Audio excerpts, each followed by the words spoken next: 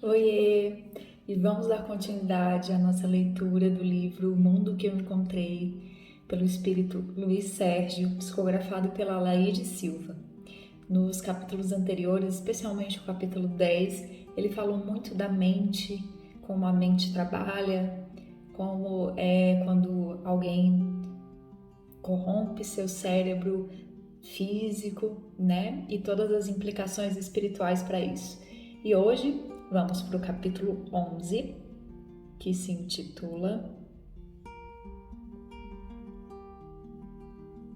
Em Serviço Desencarnatório. Andei muito ocupado, cuidando de assunto novo para mim. Estive ajudando o desencarne de uma pessoa que conheci e que ainda estava passando por uma prova. Acompanhei todo o trabalho dos irmãos mais experientes e vi muita coisa que jamais iria compreender se estivesse encarnado. Gostaria de dar uma explicação, contar o que vi e como entendi o processo de desencarne. Já fazia alguns meses que sabia da próxima vinda dessa criatura para o espaço. Recomendaram-me que nada dissesse a ninguém, cumpri o prometido e assim deram-me a oportunidade de acompanhar o desencarne. A doença que vitimava o irmão prendia-se a motivos kármicos e constituía uma sagrada oportunidade de resgate. O sofrimento que essa doença acarreta depura o espírito e deixa perceber a extensão de certos vícios sedimentares em suas diversas fases evolutivas, bem como os sentimentos de ira, de vingança e outras inclinações más que ainda possuímos. Isso está por ser estudado mais profundamente pela psicologia médica. Não sei se entendem que a medicina precisa basear suas teses nas reações psicológicas do indivíduo. Se a criatura não conseguir dominar seu próprio corpo, não poderá curar-se de doença e muito menos evitá-la. Repousa no espírito a força que protege o homem dos males que atacam seu corpo e desequilibram sua mente. A pessoa de quem eu falo precisou ficar no corpo até que chegasse a hora, como dizem. Há uma forte razão para assim acontecer. Nenhum irmão que assistia pretendeu aliviar seu sofrimento antecipando sua saída do corpo. Auscultavam, davam passes, tomavam medidas de auxílio para fortalecer espiritualmente. Notei que observavam atentamente o paciente. Havia sempre um irmão perto dele, como se fosse enfermeiro. Cuidavam muito do seu equilíbrio mental. Houve um dia em que eu não consegui conter a curiosidade e fiz a clássica pergunta que, segundo me informaram depois, todo espírito em minhas condições costuma fazer. Quis saber por que não retiravam logo o irmão, já que não seria mais possível reconstituir-lhe o físico. O médico pacientemente explicou que nada deve ser feito antes do momento próprio. Se o espírito for retirado sem o devido preparo, pode acontecer que leve grande carga doentia, o que iria dificultar sua convalescência no espaço, que seria bem melhor para ele sofrer um pouco mais no corpo para gozar melhor e mais brevemente a libertação. Quando acontece naturalmente, por inexperiência, ser a pessoa retirada antes do momento propício, ela vai sofrer mais tempo como desencarnada. Não há vantagens, portanto. Os espíritos que se dedicam à assistência aos desencarnados têm grande prática e sabem ver o momento exato do desprendimento. É o que se dá ao colhermos um fruto. Sabemos quando ele está maduro. Assim acontece. Quando se aproxima a hora de ser retirado, o espírito é avisado de que em breve deixará de sofrer. Ministram-lhes passes que lhe transmitem forças e muitos conseguem até apresentar melhoras, enganando os familiares que o rodeiam, fazendo descrever a tensão fazendo descrever a tensão emocional entre eles. É a coragem de que reforça o espírito para o desligamento final. É o que nós, encarnados, costumamos de chamar de melhora da morte. Esse desligamento é interessante de ser observado. Como ainda sou aluno e quase nada aprendi, não sei explicar de maneira mais clara ou científica como se dá o fenômeno. No caso que estou relatando, foi feito ao espírito um chamamento de modo a fazer com que voltasse para o plano espiritual e se manteve com ele uma conversa telepática no que lhe disseram. Não captei. O irmão já estava cansado de sofrer e depois que entendeu a mensagem, mostrou o interesse em verificar quem estava presente. Conheceu um de nós e enviou pensamentos de afetividade, o que fez com que os irmãos que observavam esboçassem grande calma e, aparentando saber o que faziam, continuaram apresentando imagens belas ao irmão, de acordo com sua possibilidade de apreensão e entendimento. Assim, viu-se uma luz radiosa que envolveu a todos e sons maravilhosos que vinham não sei de onde. Até perfume espalhou-se em volta. Logo, formas vagarosas tornaram-se visíveis para nós, mas o irmão não se percebeu. Muito vagarosamente foi sendo chamado o espírito para fora do corpo. Aos poucos foi desprendendo-se como casca, corpo entre parênteses. Saía por todos os poros, segundo parecia. O desligamento final aconteceu mais rápido. De repente, após um de nós ter-lhes estendido a mão, ele sentiu-se atraído e largou o corpo, que tombou. Não se deu conta do momento exato e final de seu desencarne, pois riu de satisfação ao nos abraçar e logo caiu na sonolência que dizem ser natural. Foi levado para as câmaras de repouso para ser curado até se recuperar. Muito bonito essa experiência, né? De desencarne, a gente fica até um pouquinho mais aliviado. E vamos continuar. Não é bom para os espíritos recém-desencarnados ficarem largados por aí, sem alguém que deles cuide nessa fase inicial.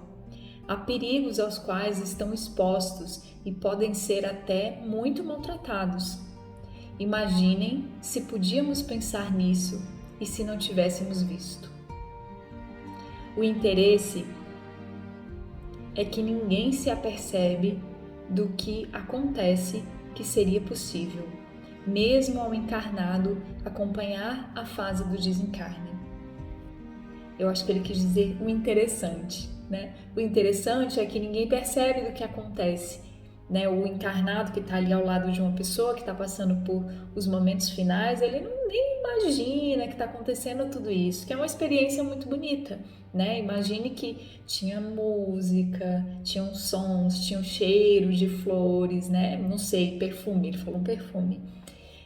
Os irmãos ali amparando essa pessoa que está saindo da vida no corpo físico. Então é isso que ele está querendo dizer.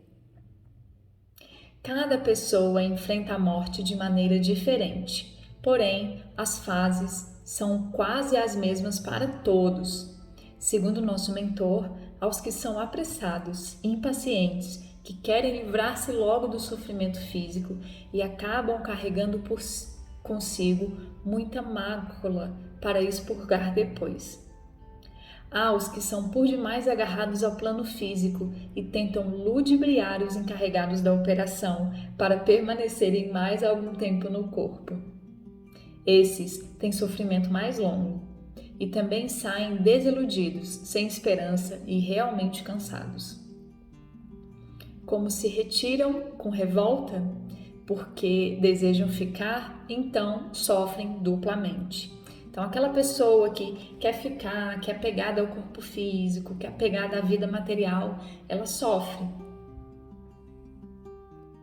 Há os que estão expelidos do corpo, porque este de repente deixou de ter condições de servi-los, como aconteceu comigo, que não me apercebi naquele momento que havia desencarnado. Ainda não estudei bem o meu caso. Não quiseram tocar no assunto, porque são unânimes em achar que não há necessidade de o fazer agora. Há os que destroem o corpo e voltam em condições precaríssimas. É tão triste a situação desses espíritos que nem tenho desejo de contar. É interessante porque aqui no primeiro livro de Luiz Sérgio ele está falando das pessoas que tiram a própria vida, dos suicidas. Mas eu fiquei sabendo por uma querida amiga que recentemente, não tão recente assim, ele escreveu um livro sobre jovens suicidas. Então vejam, né, que a experiência e a maturidade é tudo. É claro que é um assunto muito delicado e muito triste, então ele não toca nesse assunto neste primeiro livro, apesar de eu ter falado um pouquinho sobre isso no capítulo anterior. Os desencarnes seguem todas as fases predeterminadas pelas leis cósmicas. Eles se aplicam independentemente da vontade de quem quer que seja, o que não impede que possam ser violadas. Como o corretivo é inerente ao engano cometido, ele se aplica em decorrência da própria violação. Há atenuantes e agravantes que podem amenizá-lo ou torná-lo severo nas consequências de suas violações. Porém, nada disso depende de nossa vontade no sentido de minorar os sofrimentos.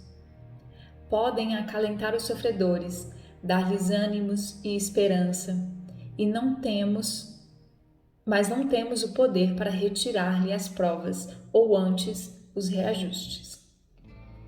Todos nós nos enganamos muito quando estamos encarnados, sempre que vamos julgar a vida de nossos semelhantes. Lembro-me de ter ouvido falar de determinadas pessoas que eram tão boas e que, no entanto, tiveram de passar por grandes provações. Isso sempre me intrigou e eu não conseguia atinar com a sua razão. Agora, já com a visão mais ampla de nossa vida, compreendo tudo isso. De nada adianta queremos fugir à lei, porque ela está gravada em nós. Ela se manifesta como o princípio de nosso estado. Sem ela, não seríamos, entre aspas, desculpem. Ouvimos dizer que Deus tarda, mas não falta. Deus é o Criador, portanto é a lei. Ele está dentro de nós, portanto a lei reside em nosso interior. Tudo o que nós fazemos fica gravado na nossa consciência. Então, sempre responderemos pelas nossas ações. É o que ele diz, né? Que ele conheceu pessoas que eram boas, mas que tiveram que sofrer grandes provas no final, grandes expiações, melhor dizendo. E ele não entendia, mas agora ele entende. Às vezes essa pessoa é boa agora, mas será que ela não foi em uma outra vivência? Ou mesmo nesta vivência, será que nós somos realmente bons? Ele fala, né? Nós nos equivocamos muito na vida, nós nos enganamos. Então, vamos ficar atentos e vigilantes a isso. Como a evolução se processa através do aperfeiçoamento da criatura, em conformidade com os moldes desejados pelo Criador, as leis que regem essa evolução são simplesmente êmulos que levam o indivíduo, através do aprendizado, à conquista de graus cada vez maiores de compreensão que lhe permitam atingir os degraus evolutivos cada vez mais elevados ou inlevados. Inlevados é um termo novo que estou usando. Quando falamos elevados, vem-nos naturalmente a ideia de altura, tal como costumamos admiti-la. Pensamos num alto prédio, nas nuvens, na lua e vamos até as estrelas. Intervalo é por elevação interior que não exprime altura, e sim condição. As criaturas não se colocam mais alto no sentido de distância do chão, por estarem evoluindo. Adquirem condições de modo a poderem viver em sintonias especiais, mesmo entre criaturas menos evoluídas. Ouvem, pensam, sentem, transmitem de uma maneira diferente. Sentem de uma forma mais sutil, menos impulsiva. Não se desgastam inutilmente em esforços necessários, porque têm condições de operar com mais aptidão, sem muita perda de energia. Vivem entre nós todos, encarnados e desencarnados, e muitas vezes passam despercebidos porque não provocam impactos.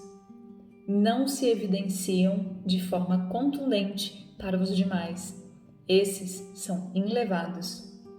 Esse termo eu sei que não é conhecido, mas quis empregá-lo porque desejo que vocês conheçam também. Então ele fala das pessoas elevadas, que elas não, quando se eleva, né, a gente fala fulano é elevado, não quer dizer que ele está acima do chão, quer dizer que ele pensa de uma forma diferente, ele age de uma forma diferente, ele gasta menos energia porque ele é elevado, ele é uma pessoa que ele está acima, ele já nutriu uma paz, uma tranquilidade, uma maturidade espiritual. E tem os inlevados, que são as pessoas que respondem de uma forma mais primitiva aos seus impulsos. Então é isso que ele está falando aqui.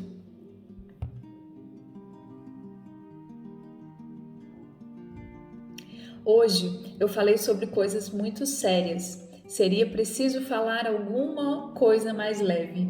Ele sempre fala isso, né? Ele gosta de equilibrar, ele gosta de estar sempre feliz. No outro dia, aprendi a perceber a diferença que existe entre uma pessoa parada e outra andando. Uma delas trazia a cabeça toda envolta em negras nuvens, e a outra trazia junto de si uma forma escura. Qual a diferença entre as duas criaturas? Você é capaz de matar essa charada? É claro que a semelhança é grande, porque ambas estão em situação não muito agradável. Nós, porém, que conhecemos as malícias de nossos testes espirituais, saberemos responder. Analisemos. Uma está andando, outra está parada. Uma está envolta em nuvens negras e outra tem perto de si um seguidor escuro. Andar é movimentar-se. Quem se movimenta sempre granjeia melhor situação. Outra está parada, significa que não está agindo e sua mente é propícia às más influências. Resultando, a que está andando não é acompanhada porque por si só se livra. A que está parada assim se conserva, porque não tem energia e por isso possui acompanhante afim. Dirão vocês, sim, mas a que está andando tem a mente envolta em negras nuvens. Ora, ninguém manda que ela se movimente em mau sentido, porque ela não age em sentido positivo. Entenderam? Antes de eu terminar, desejo referir-me ainda ao irmão que desencarnou. Ele está muito bem e em franca recuperação. Porém, não poderá dar notícias suas tão cedo e é aconselhável que não pensem nisso. Deixem-no descansar no justo repouso depois de tantas lutas. Um abraço afetuoso a todos que me conheceram e ainda se lembram de mim. Papai, mamãe, Cezinha e todos os familiares estão incluídos no meu circuito de vibrações. De ninguém eu me esqueço. Creiam-me. Mensagem de 11/9/1974. Bonito, né, esse capítulo. Apesar dele tocar num assunto tão delicado pra gente, muitas vezes, né, para muitas pessoas, o desencarne, a morte, é um tabu. E as pessoas têm medo do que elas podem encontrar. Então, eu acho que ele conseguiu esclarecer, aliviar e mostrar pra gente que pode ser tranquilo, pode ser um momento belo. Por que não? E vamos para o capítulo número 12, que se chama Corrente de Espíritos. A vida aqui neste plano não é um mar de rosas. Temos sérios embates nos quais muitas vezes necessitamos usar uma relativa energia para podermos ajudar. Nossos mentores são enérgicos e cônscios em seus deveres. Aqui não há lugar para desmandos. Quem ainda não consegue ter força suficiente ou compreensão para manter-se dentro das normas estabelecidas, imediatamente é convidado a procurar outro grupo onde o aprendizado é mais suave. Como exigem disciplina, não há nada de forma alguma recalcitrantes. Estes vão para outras colônias onde têm, de vez em quando, oportunidade de desobrigar-se das funções por vontade própria, porque o trabalho que exercem não exige atenção constante e pode ser abandonado sem prejuízo para o treino. Quanto mais aprendemos e executamos trabalho de maior alcance, mais conscientes temos de ser em nossa responsabilidade e, de modo algum, podemos ausentar-nos sem licença prévia. Seria bom para todos se fossem habituando, disciplinando, se desejam progredir espiritualmente. Veja que, para vir até aqui dar uma mensagem, devemos em primeiro lugar tomar conhecimento do trabalho programado. Caso ele seja de tal importância que requeira a atenção de todos nós, ninguém tomaria a iniciativa de pedir um afastamento de algumas horas sequer. Se verificamos não haver tanta necessidade da presença de todos os encarregados da missão e se já conhecemos bem o serviço, então podemos pedir ao nosso mentor licença para nos ausentarmos, explicando-lhe o motivo. Aí começa uma série de praxes que todo estudante como eu deve seguir. Indagam-nos sobre o assunto ao qual vamos tratar e conversam demoradamente sobre ele, a fim de verificarem se o conhecemos bem. Alertam-nos sobre tópicos que devemos evitar, enfim, dão-nos uma orientação. Até aí, não sabemos se vamos obter a devida permissão para sair. Após esse preparo, se não tiver havido motivo que o impeça, recebemos a licença e os acompanhantes indicados. Somos agrupados em caravanas, pois ainda não devemos andar sozinhos. Então, aqui ele fala um pouquinho sobre como é ele sair do grupo de estudos, porque eles têm sempre o trabalho deles que é super sério. Então, ele precisa pedir uma licença, por exemplo, para ele ir conversar com a Alaide, que era num dia determinado, numa hora determinada, porque era um trabalho de psicografia.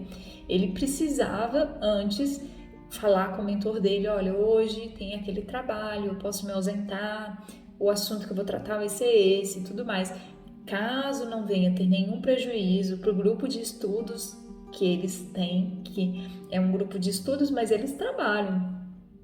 Então, ele recebe a liberação, mas ele vai acompanhado. Quando venho e não sou atendido, fico desapontado. Nosso mentor, com paciência, explica que faz parte de nosso aprendizado essa frustração que sentimos. Aos poucos, percebemos essa ansiedade ao ensejo de um contato com encarnados. Então veja que bonitinho, né? Ele já desencarnou há algum tempo, ele é uma pessoa super consciente, super esforçado nos trabalhos dele, mas ele sente frustração como nós, ele sente um pouquinho de ansiedade. Então, gente como a gente. Faz uma semana que estou por aqui em estudos e tudo corre muito bem, de acordo com a missão de cada um. Percorri a casa de todos os meus parentes terrenos. Cada um procura seu caminho com maior ou menor facilidade, mas todos terminam fazendo o que devem. Aqui, o aspecto não é diferente. É preciso deixar as preocupações inúteis e seguir de acordo com o trabalho que se tem que realizar. Por falar em trabalho, estive observando o que o seu grupo está fazendo. Achei muito interessante e quase pedi para fazer parte das expedições noturnas. Porém, como tinha outra atividade, achei que não iria cumprir bem nenhuma das duas e desisti. Como você sabe, à noite, enquanto o seu corpo descansa, você sai com o seu grupo para trabalhar. Aqui ele está falando da Alaide, tá bom? A vocês juntam os irmãos da corrente de espírito que os vêm buscar. Corrente de espíritos. É assim chamada porque o grupo de irmãos em trabalho liga-se a vários outros grupos em diversos estágios da espiritualidade, para assegurarem a devida proteção e terem a garantia, a retaguarda, como dizemos. Não se faz uma corrente sem que ela vá prolongando por infinitas etapas de evolução. Cada etapa ou cada grupo de irmãos do mesmo nível de evolução forma um elo. Então, assim, depois de conseguida essa ligação, pode-se iniciar o trabalho.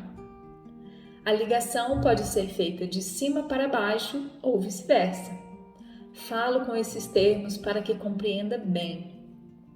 Quando os encarnados iniciam esses trabalhos aqui na Terra, fazem suas preces na tentativa de conseguir formar a corrente.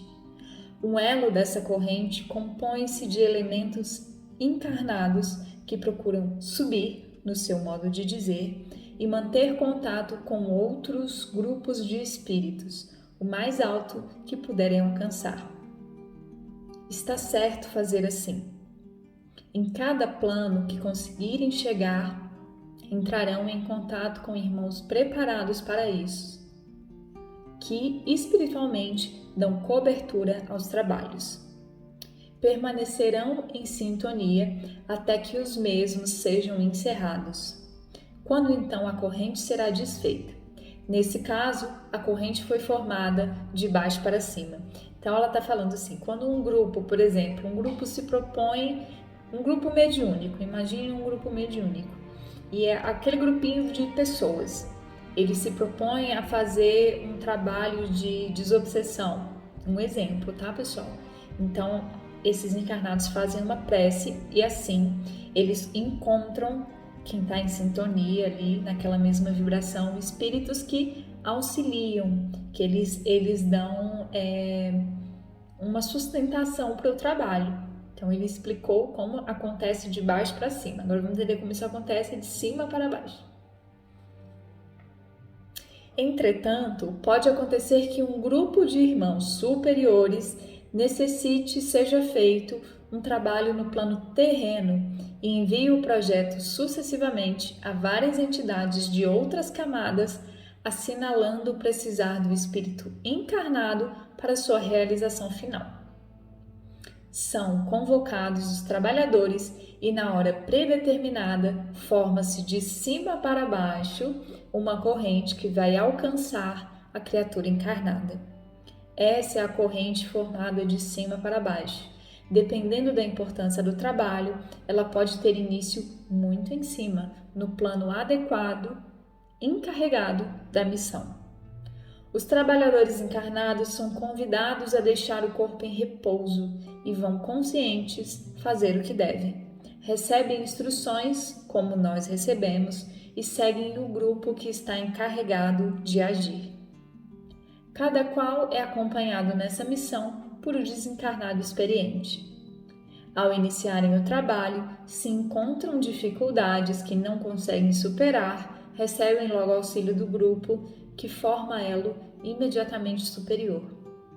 Isso poderá acontecer novamente e então outro elo entrará em ação até que tudo seja realizado. O mecanismo desse intercâmbio ainda não sou capaz de explicar, mas posso relatar os fatos que já observei. Sempre há necessidade de grandes e importantes trabalhos. Sempre que há necessidade de grandes e importantes trabalhos, é formada a corrente que, pode ter certeza, não falha nunca. Essa é a missão que seu grupo, o grupo da Alaide, está cumprindo atualmente. Gostaria de falar sobre outro assunto. Nem sempre consigo dizer exatamente o que quero, mas me esforço para chegar perto. Por exemplo, quando dizemos que tudo aqui é rarefeito em relação à matéria que conhecemos quando encarnados, fazem ideia de que a densidade relativa é rarefeita. Não, não é. As moléculas guardam entre si o mesmo espaço como na matéria. A matéria que é diferente. Somos corpos iguais, de matéria diferente. Tudo se opera como se fôssemos gente mesmo. As diferenças estão nas propriedades dessa matéria, que não condiz exatamente com que a forma